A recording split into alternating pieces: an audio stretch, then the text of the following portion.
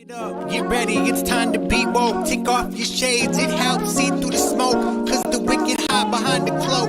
And if you stay in the mist, you gon' be soaked. So listen up, cause this hair of the dog. What's real, what ain't, is this the fog or smog? Cause there's a difference when you breathe it in. So don't let the corporate media take you for a spin. This that morning show, they put you in the know. So I hope that you ready, cause all we do is go, go, go. Yeah, come get your info, you gon' be like, whoa. Hair of the dog, we bout that, ayy. We in the zone, we out here, yeah. Speeding the facts. Good morning, everyone. Welcome to Hair of the Dog. I'm Andy Kennedy, and it is officially the taint between Christmas and New Year's, where people walk around with their pants undone because they ate too much at Christmas, and they're practicing for the only New Year's resolution that always gets chosen but never gets accomplished. We are glad to be back after a really nice break for the holidays. Hope you all had a great holiday as well. We're just going to get right back into it because although we've had a break, nothing's really changed. And, you know, we can turn to Joe Biden, who said nothing will fundamentally change anyway. So regardless of that, I would like to introduce my lovely and talented co-host, Ms. Kerri Barber. Good morning, Kerri. Good morning. I too am caught in the holiday taint. I overslept this morning, but good thing I did my homework yesterday so that I was ready for the show. So be a little more mellow than usual, maybe just as snarky, but we'll see how it goes. The links are all posted in the chat, so come on, let's get with it. Tell me where I'm wrong. Tell me where, Andy's never wrong, but tell me where you think I am totally off base on some of this content today. The links are posted for you to read over and do your homework. We do see your comments in the chat, whether you're on Facebook or any of the channels on Facebook or on Twitter. So go ahead and type those in and we will read them live on air. We don't try to censor anything other than, if you go way too far, then it's just not going to happen. But we definitely want you to join in the conversation. So let's get started. Andy, do you have that first graphic? I do. Funny you should ask. Let's put that one up. All right. Let's not let Andy go to sleep here.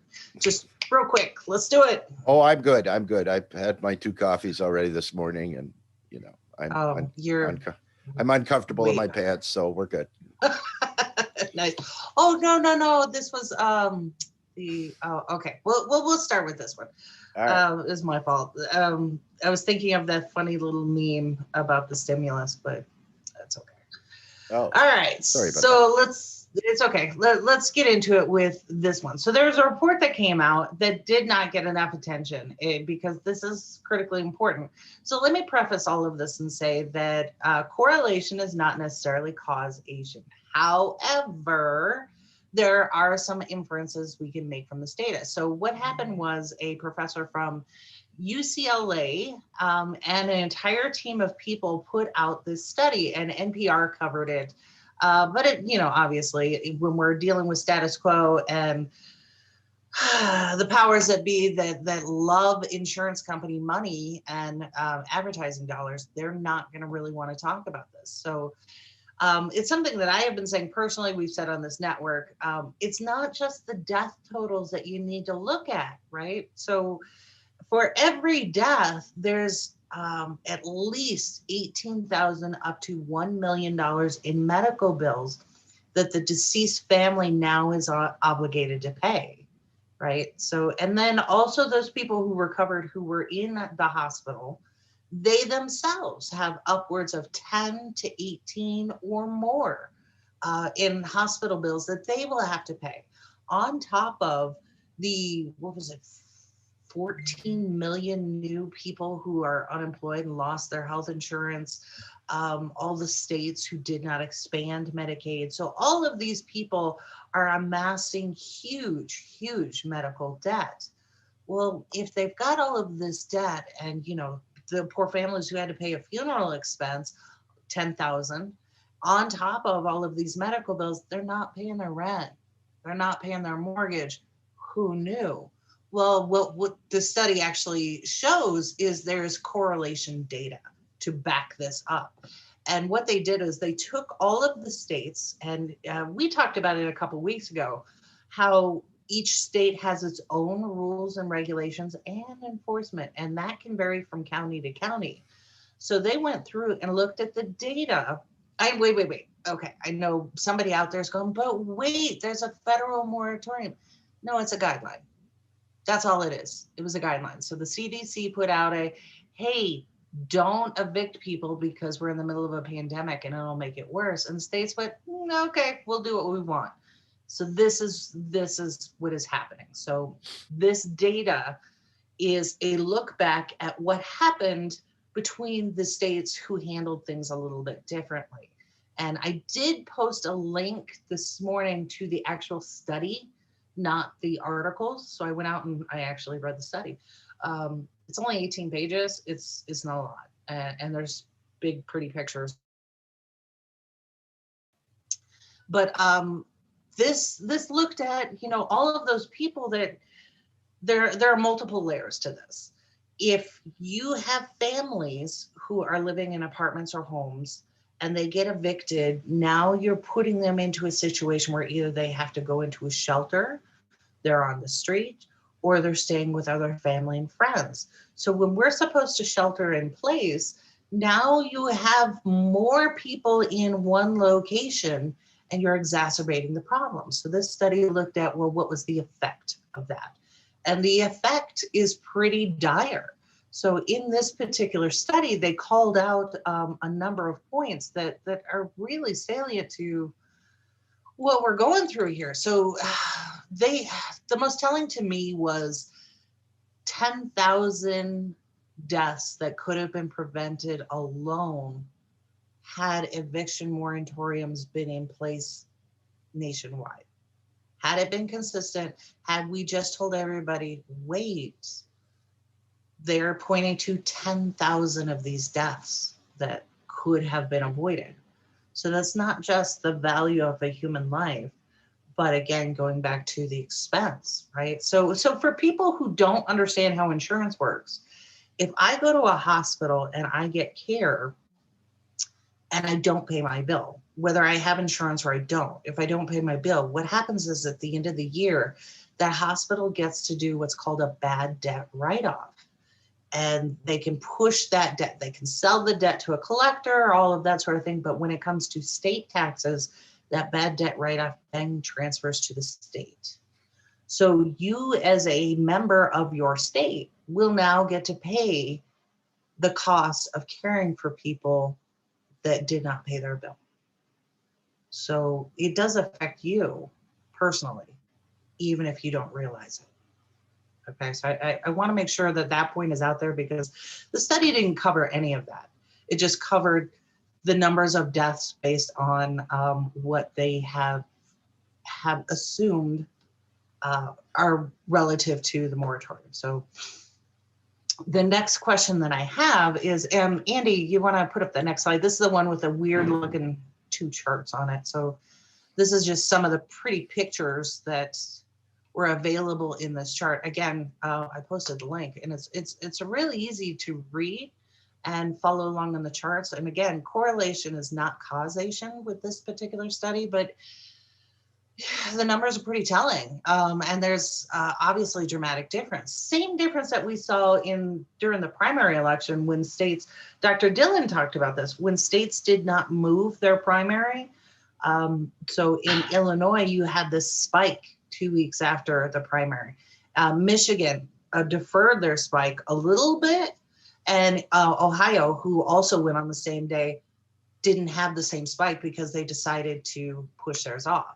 So you can see that same type of correlation reflected here in these particular charts.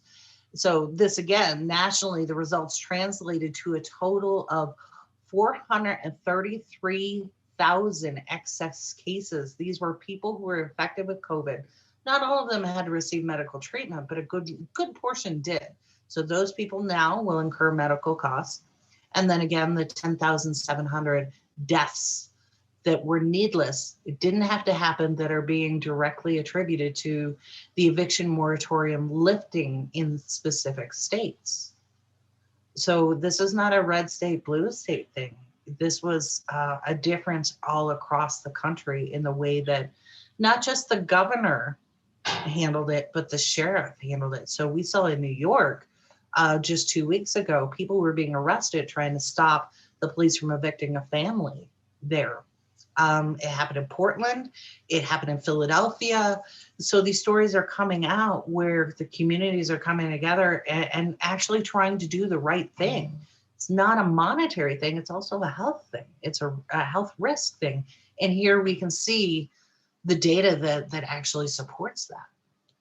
So before we get into this next slide, because we're going through this pretty quickly, Andy, let's do. So I want to go back to the CARES Act, and you are an expert on money policy based on the work that you do. Yes. So remind me, in April and May, what happened with money policy last year?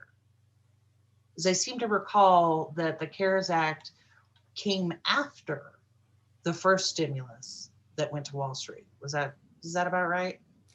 Well, the very first stimulus where everybody got their $1,200, which is really the only money they've gotten as a stimulus check through the entire pandemic, because people, from what I understand, Trump has finally signed the bill for the $600 stimulus that's coming out, right?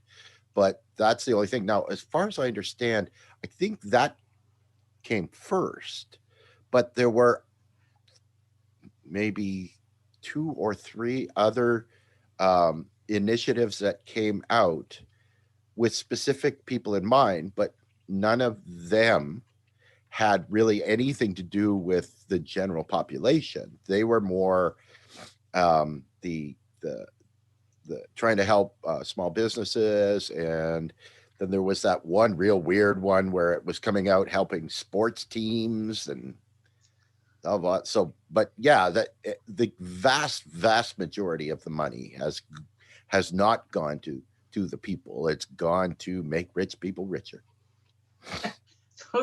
Dave is chiming in this morning. Good morning, Dave. Dave's obviously up early for personal reasons, so good on you, Dave. But he says, folks, if you think that the rich have checked out now, just wait till more climate change events happen. It's only going to get worse from here. And yeah, I remember the billionaires on their yachts posting pictures on Twitter going, yeah, we're going to hold out on COVID. We're doing just fine. And they absolutely are. They're doing just fine. But what I was thinking of was Steve Mnuchin convincing Congress members to make $1 trillion available per day if Wall Street banks needed that money, and they did. Oh, I'm sorry. I thought you were talking about monetary policy, not fiscal policy. That's fine. No, that's true. Yeah. That's true. They authorized the Fed to make up to $1 trillion available for 30 straight days in order to keep the stock market afloat, because at that time we really didn't know what the effect was going to be on the market, if it was going to nosedive. If you remember, just days after the shutdown, the price of a barrel of oil dropped to a negative number. Really? It did. If you recall, right, because there was so much pressure on it, because everybody was basically told they weren't allowed to drive anywhere. So the speculation on a barrel of oil just plummeted down below zero. So, that didn't mean that you could go get gas and get paid for it. But, right. But that was just the reaction that they were worried about, right? Because of this, of not having really any safeguards in place for anything like this, because, in a unfettered capitalist society, you look to the market for all your solutions, and a profit-driven market does not have any solutions for something that doesn't generate profit. right? And so that was the big concern. So up to $30 trillion was made available to the Fed to intervene as the buyer of last resort on every day in order to stabilize the market from dropping through the floor, right? Hmm. $30 trillion. That's a lot of money. Where's Rand Paul's talking about that now? Huh? Yeah. Where was that big giant money tree? Oh, it was planted right down on Wall Street. Mm. So yeah, it's bailouts and socialism for Wall Street. No questions asked. There was no PAYGO. There was no Nancy Pelosi standing there going, we got to offset. No, never happened. And it's funny to me that I guess it shouldn't be. I shouldn't be surprised. But when I talk about this particular event, people's eyes glaze over. They're like, that didn't happen. Oh yes, it did. It absolutely did. Would you like to see the C-SPAN video?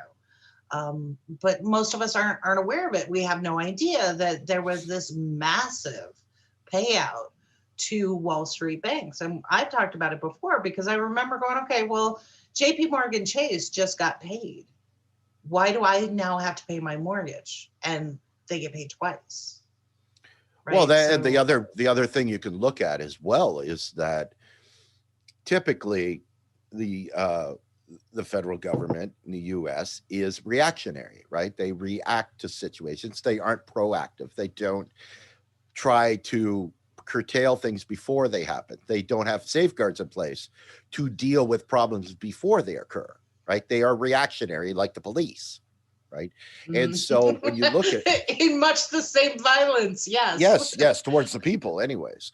But the point that I'm making about this is that we had to actually see people starting to get in real trouble because they've lost their jobs, they've lost their health care, right? So because of the situation back in March and April, that's when they came forward with these checks right away, right? But when we look at this stimulus that's been happening, that's been going to banks, that's been going to Wall Street, right? Those entities have not been in trouble, right? They have not suffered in any way financially through this entire process. So why is it that you're being proactive about for rich people in the banking industry and the capitalists and the corporate America before they're even in trouble? Right? What a great question, Andy. So let's think about it. Let's see. I am in power, and my donors and buddies and myself are affected by this thing. So yeah, I'm going to cover my own ass first, and that's exactly what we're saying. So absolutely. And there's just this tremendous disconnect between who they think we are and what is actually a reality. So, for them to even come forward, and we heard Nancy Pelosi on the floor of the House say that the $600 was significant. No, it's not. It's not in any way, shape, or form. But they still got to sell this shit sandwich, right? So this complete and utter disconnect. If you haven't already understood that 3 independent universities have rated us a failed democracy in approaching oligarchy, and that was years ago. So now we are a full-on oligarchy. And everything that Andy just described, everything that I'm talking about, here it is. This is your sign. If you haven't already figured it out, this is how oligarchy operates. Now we are tap dancing with fascism and authoritarianism. But in January, some of that will subside, but not go away. We still have the police state. We still have all of these things that are going on. And so now we have this tremendous push.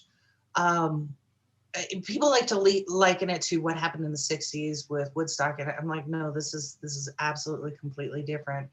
What is coming is this desperation. And in times of desperation, like in the United States, we had our revolution that was funded by wealthy landowners. And that was George Washington and all these people, slave owners, plantation owners. What is coming now is not funded by those people.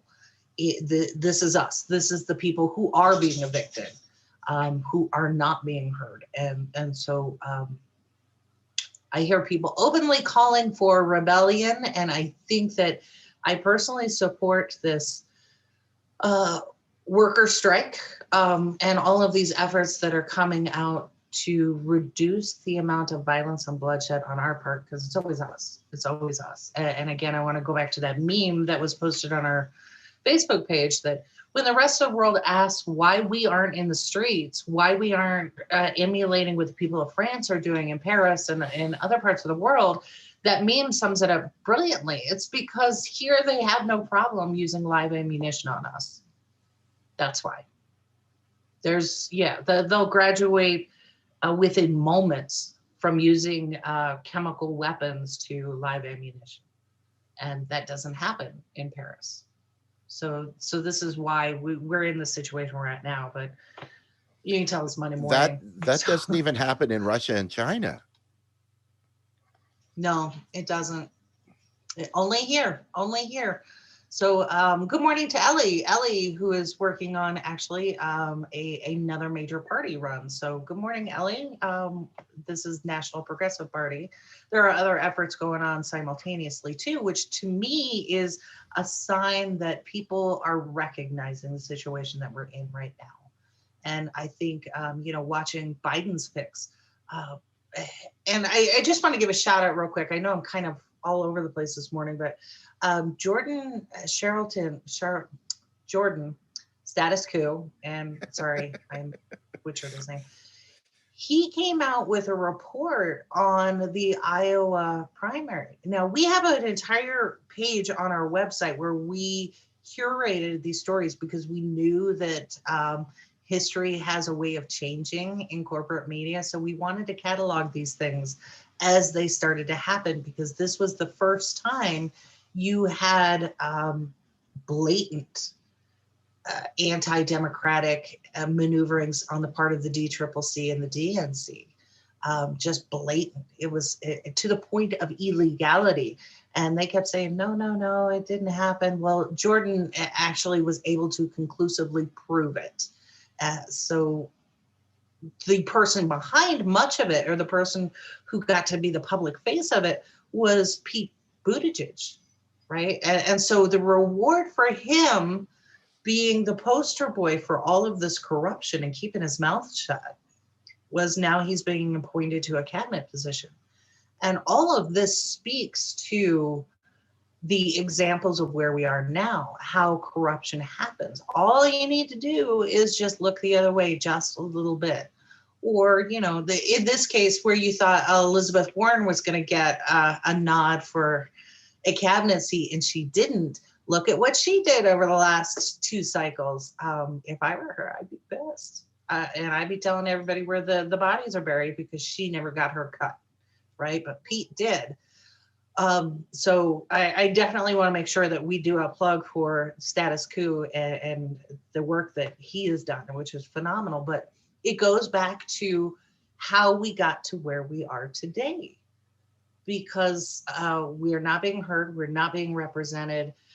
The people who are making these decisions, just, and I don't know if you saw the headlines, but Dianne Feinstein apparently is having difficulty and challenges with Alzheimer's, and has been asked to step down from the Judicial Committee by Chuck Schumer twice. I thought that meant she'd be, promoted to a higher office. What is the saying? You get promoted to your highest level of incompetence. Well, so here was the disconnect for me for Chuck Schumer. Well, Chuck, she's interfering with your work in the Judiciary Committee, but she's good enough to represent millions of people in California, right? Mm. What are we saying? That you don't want her on your team because she doesn't have the mental capacity and she's in your specific way, but the people of California don't need to know that. Okay. All right. So that to me speaks to this disconnect, the same thing that we're going through here with COVID. So the same people in Congress who were telling us that 600 is significant or that it was a hoax, the first ones who got the first wave of the vaccine, and they were all proudly out there with their photos and everything else. To me, there's a massive disconnect, and not just morally, but logically, it doesn't make any sense. So they will be taken care of. Working families, not so much. So that's kind of where we're at with that one. So I'm going to get back to comments real quick here. Oh, hey, Dr. Dillon's on. Good morning, Dr. Dillon. Vacation, good for you. If I say anything wrong about COVID or the vaccine or just anything in general, please weigh in on the comments. So thank you. And then Dave Gutowski reminds us that it did happen in Hong Kong, that people were shot. I don't know that they were shot with live ammo. I think that they were shot with rubber bullets, which can be lethal too. But I will double check that. You may be right. And let's see. Oh, Dave also says, if anything, CN, what was it? Russia and China take those people secretly during the night. Well, so do we. I would like to remind everybody, we have black sites around the country. One of them is in Chicago, this really big building where your attorney can't find you. You're not on the books. We have those black sites already.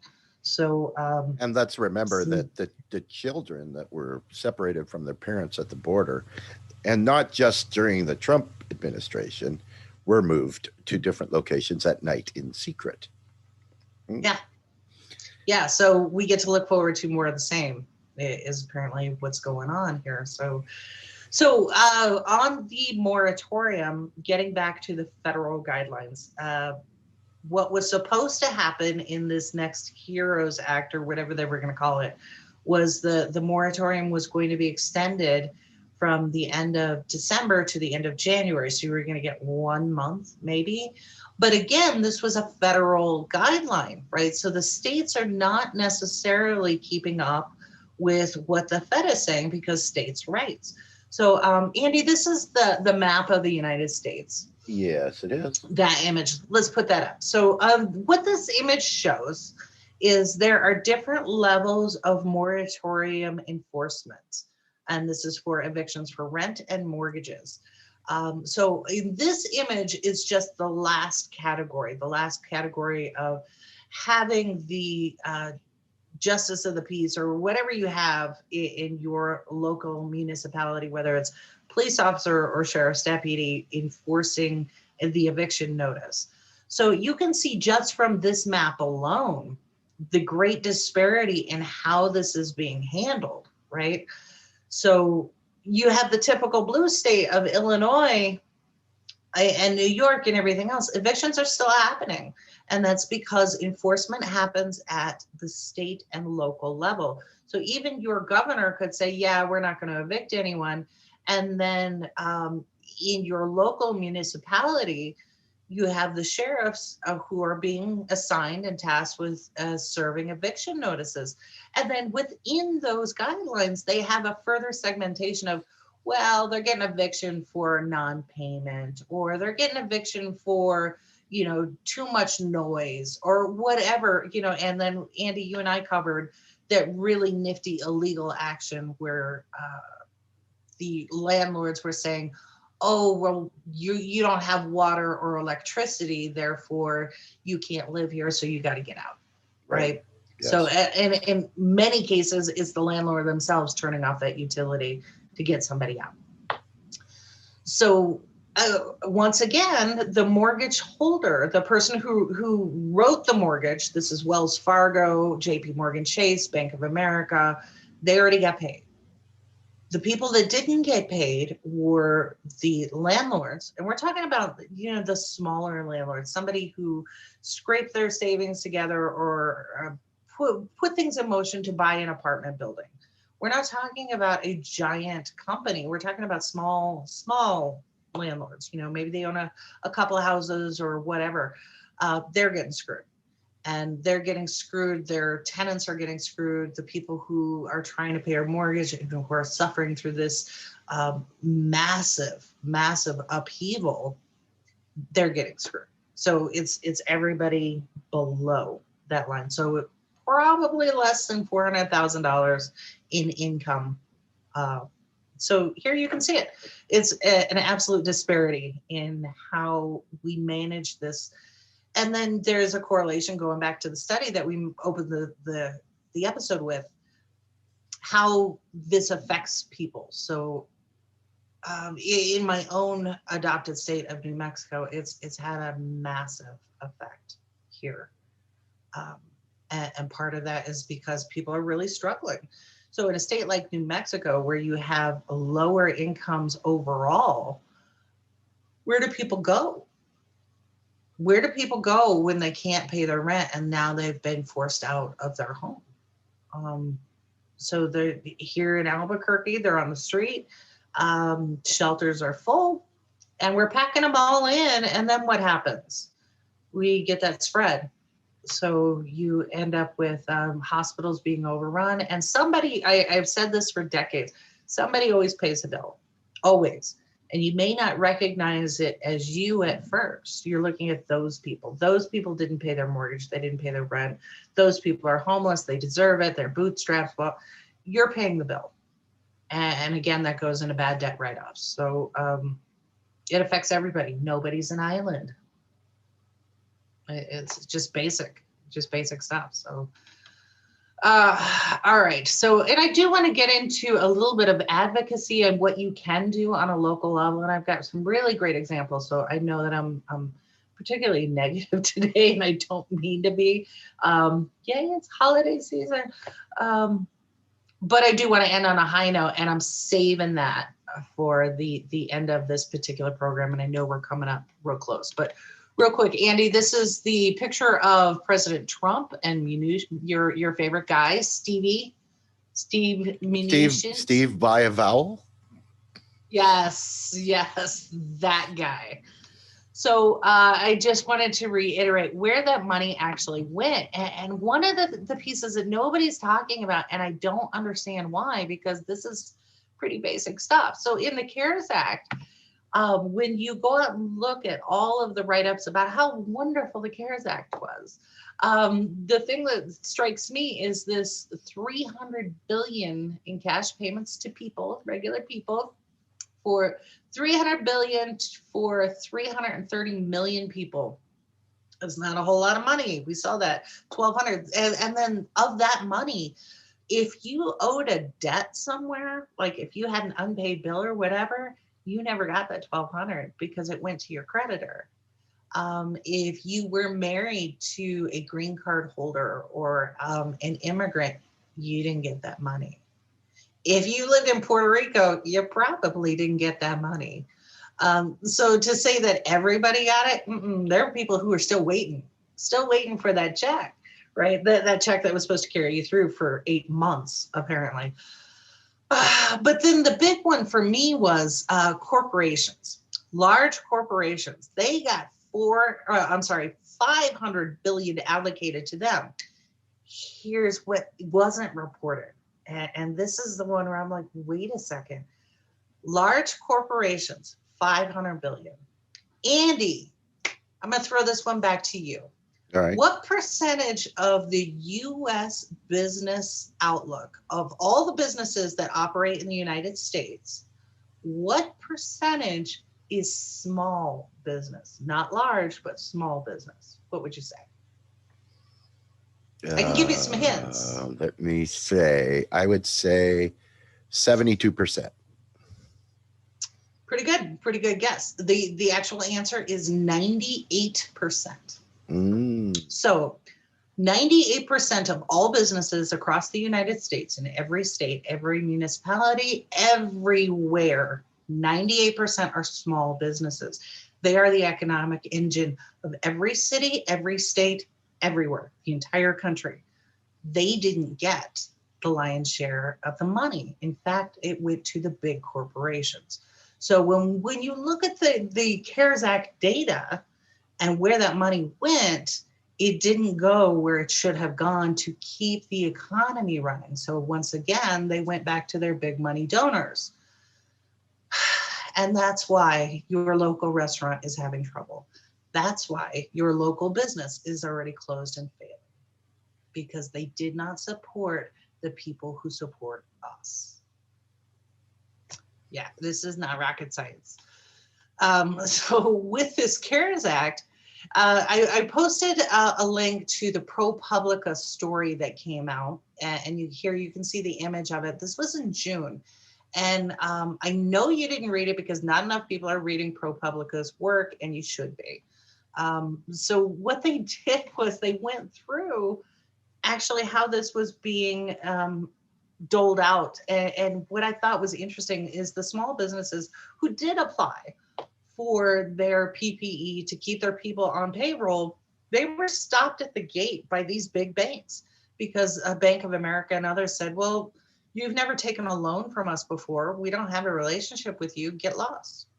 It wasn't theirs to do that, right? This was public money that was meant to go out, but you had the big banks being the gatekeepers now. So what happened? For those who missed this mark, there was $170 billion, something there. I'll get the exact number, but a portion of this money, the second wave of it, was never allocated. And so Trump himself pushes forward for the HEROES Act. He's like, oh, we got all this money that wasn't collected. Do you know a business locally that could have used that money? Do you know a business locally who applied and didn't get it? Well, this was because you put the big banks in charge. It made no sense to do any of it this way. So the other thing that this ProPublica article pulls out is in every bill, there's always, what we call pork barrel spending, whatever. In the CARES Act, it was no different, except this was written specifically for the wealthy and was not really reported. So eliminating required distributions from retirement accounts. So some people at certain levels, if you inherited, your trust fund retirement account from a relative, those have required distributions that you have to take every year and you have to pay tax on it. But it was free money to begin with, so you paying tax on it shouldn't have been a burden unless you start living at those means. So what happened was the required distributions are no longer required for this year. So you don't have to take that free money. I know no one in this situation, absolutely no one. I'm sure they exist, but I don't know. I didn't have wealthy relatives bequeathing me their retirement when they died. So that was a big win if you got that.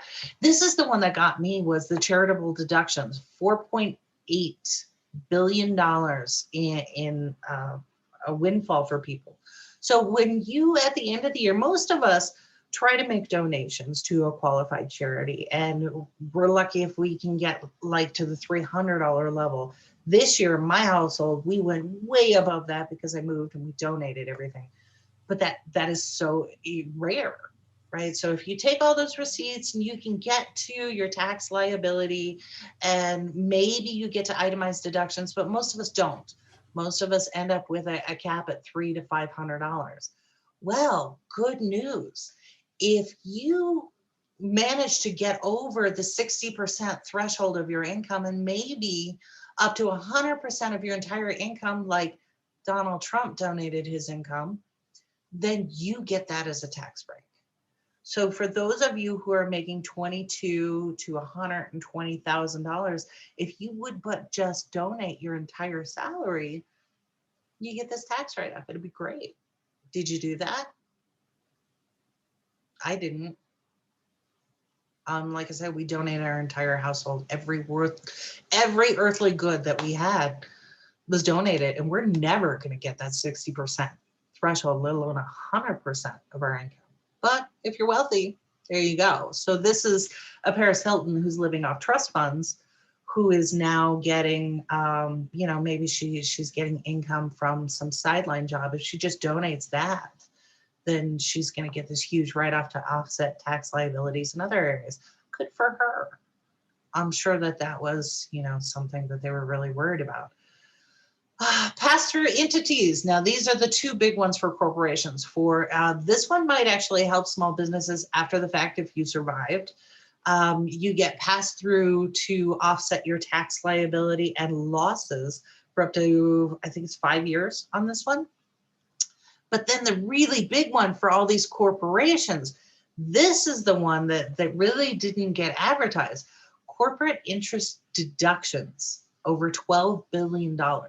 So what this meant is if you had a bad year, let's say you had some bad news or you had a product launch, and I'm talking about Pepsi and big companies, really big companies.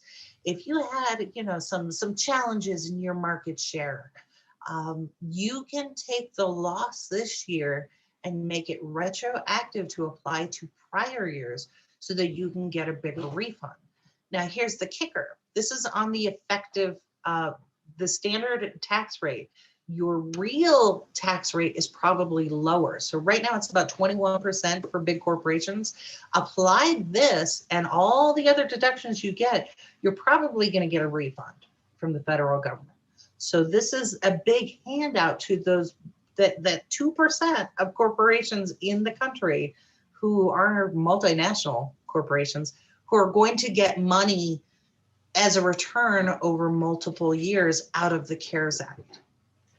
So if you wonder why we're in the situation we're in, all of the help that was given, not all of it, 90% of it, went to the top. So this was a massive redistribution of wealth, not just from our pockets, but from public money to corporations, to Wall Street, to big banks.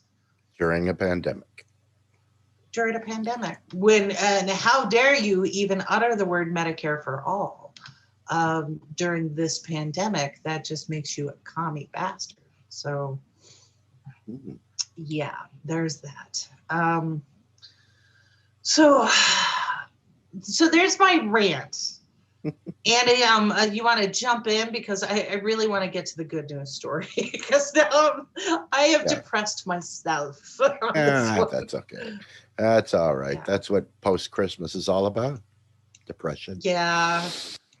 Yeah. Nothing to look forward to. Football's ending soon. It's just, I just my biggest takeaway right now, and I think that a lot of people, especially in the know on the left, that's we're always pushing back about the lesser evil maybe not being Donald Trump in this situation. And I'm not, I'm going to tell people what they should think or anything, but it's very interesting that I find that people have such short memories and really just can't connect the dots anyway. Right, because if you follow the timeline of what got Donald Trump elected in the first place, 2016, we're looking at his run up and his basically the shout out, the reaching out to the common folk, the country. You're being ignored. You're being marginalized. I'm here to support you. Let's get jobs back. We're going to do this. We're going to do that. And then it turned around that, as soon as he came into power, everything that he said was basically bullshit and they didn't do any of it. Right. Well, fast forward 4 years. How is what Biden is doing any different? How is it? It isn't. Right. I am not Trump. He's horrible. I'll be better. I'll take care of people. Student debt relief, right? COVID response, all of this stuff, right? And slowly all of these things that are now being made public and coming to light are, well, we can't do this. Well, we can't do that. And it's all just the exact same bullshit that happened in 2016. The difference is that Biden's on your team, so it's okay because he's not embarrassing, right? And that's just it. It was, how many days has our current administration not been a public embarrassment? You always had the meme joke of the zero, but are we really talking about somebody who makes us feel better about the horrible, shitty policies? That's kind of where we're at, which is why we exist here. where we're not taking party sides. We're exclusively focused on education and policy. So thank you everybody for tuning in. And we do want to have more of these conversations so that we can point these out and help everybody with their selective memory, because yeah, this entire year has felt like a decade wrapped into 1 year. So it's so much information, so much coming at you all at once. We need to remember these things, and holding our elected officials responsible and accountable is our job, right? So we always have the mindset that somebody's on TV as a politician or they're, whatever title they have, that they have more importance than we do. And no, that's not true. It's reversed. This is where the term your civic duty comes from, because you are in charge. You are responsible for knowing these things.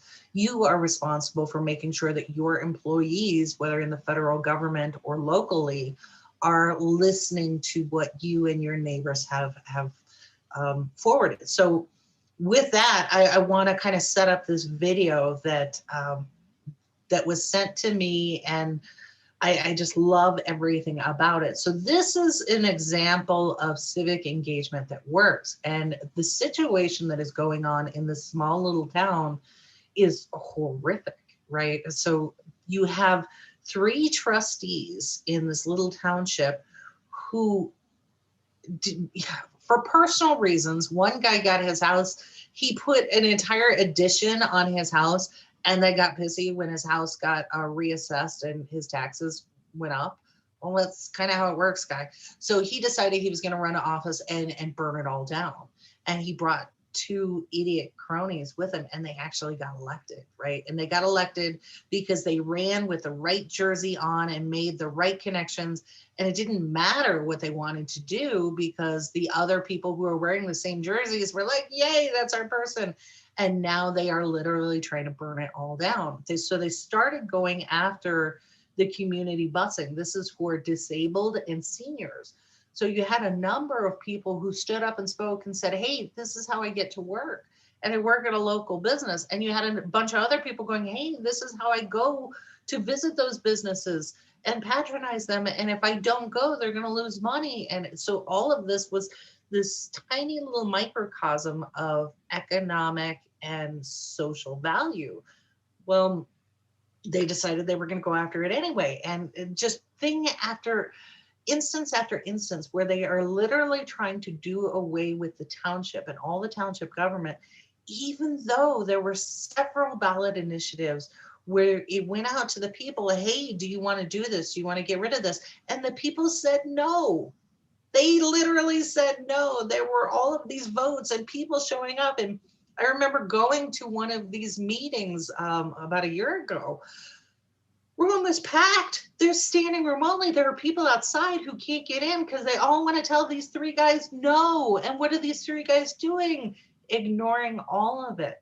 So this particular episode, this meeting, was the day before Christmas, Christmas Eve. These 3 guys called an emergency meeting because they wanted to hire this corrupt, unscrupulous attorney who happens to wear the same jersey that they wear, and the same attorney who is famous for bankrupting townships and taking public money for himself. What they're doing is trying to bankrupt townships so that the township cannot operate and then they can kill it. And this attorney is famous for doing that. He did it in the township that I used to live in.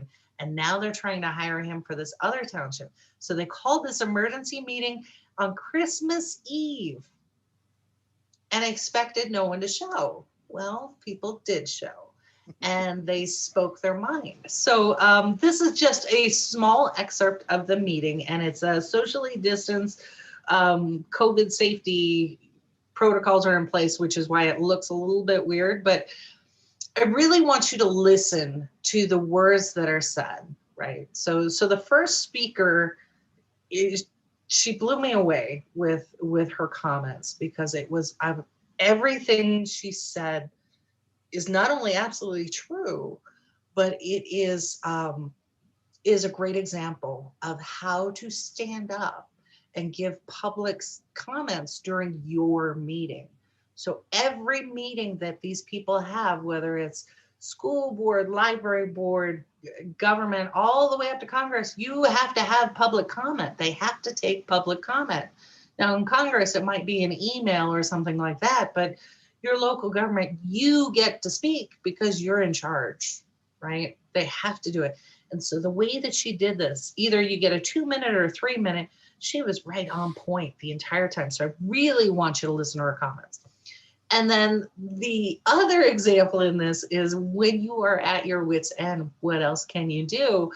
You can have fun with it. So we had Warren Lynch on talking about how he and his buddies went in to Malden and took over with a little bit of fun and snark. So we have that example for you today too. So both of these, I just love them together to show that this is what you can do. And when you make a little bit of a public spectacle, the rest of the community who is not engaged or knows what's going on starts to see it. So these two tactics work beautifully anywhere.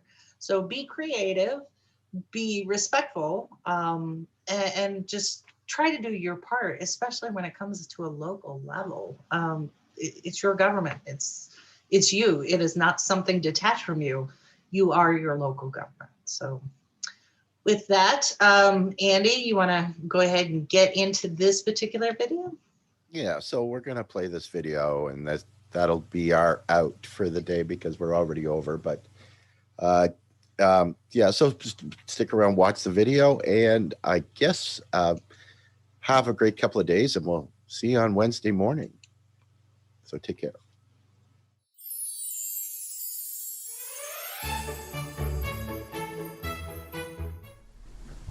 Next witness is Linda Toller.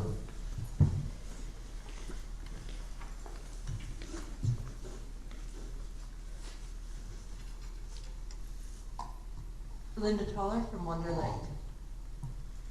A very merry holiday to everyone who took time away from family and preparations to come to this meeting called by the three most inconsiderate people in the room.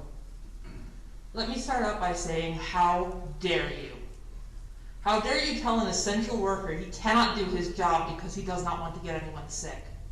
How dare you haggle over our future like you're buying a used car? How dare you say that's not the way we're doing it anymore when you know you're just leaving a mess for those who come after you? How dare you so brazenly admit you didn't even read the manual on how to do your job that a friend got you? How dare you? How dare you state you're doing this for the people supposedly being taxed out of their homes? Where are you going to be in the event that the county does take over and our taxes rise higher than they are now? Will you even still care when you no longer have your cronies to impress? From what I've seen, I highly doubt it. How dare you? How dare you, as men in positions of power in this day and age, not understand and respect the meaning of the word no? 7,373 people, voters, said no. And all you did was turn around and try to find a new way of getting what you want. Mr. Beer, you really should be careful what you say in your rants. You've given the game away. They won't vote the way we want them to, so let's ignore the vote and bankrupt the township. That's the gist, right? The look on your face right now is all the admission of guilt I need. How dare you? So I stand before you under the guise of the ghost of Christmas present, warning you one last time to advert your course and find a new way of thinking, or forever be remembered as a shining example that the only reason governments fail is that they stop listening to the voice of the people. Your only legacy being a warning to others of the damaging effects of greed, cronyism, and contempt for your fellow man. May whatever God you follow have mercy on you.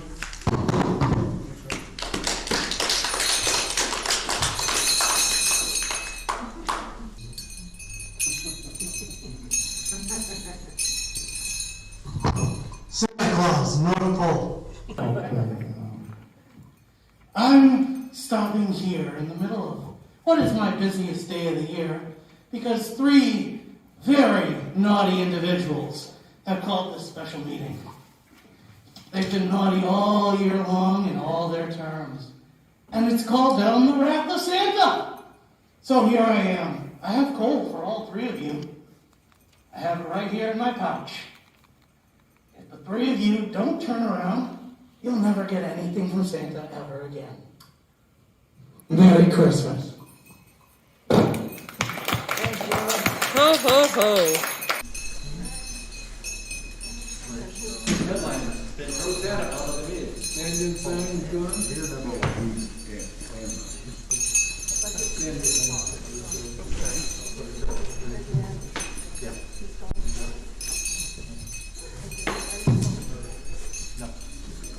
Dog, we bout that A. We in the zone, we out here, yeah. Spitting the facts, how it's supposed to be. Hair of the dog, we keep it in G. Whoa.